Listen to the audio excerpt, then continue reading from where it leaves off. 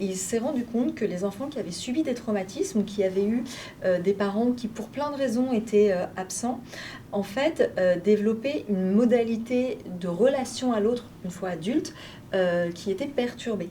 Donc, l'attachement, donc la théorie de l'attachement a montré qu'en fait, en fonction du soin que un parent, c'est souvent la mère, mais ça peut ne pas être la mère, ça peut être le parent qui s'occupe de l'enfant, des fois ça peut même être le grand-parent.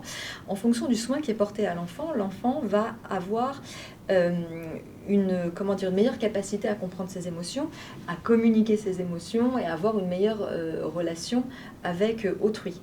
Et si cette interaction est perturbée, ça va avoir des conséquences à l'âge adulte et qu'on va retrouver, donc on va avoir des attachements plus ou moins fonctionnels à l'âge adulte.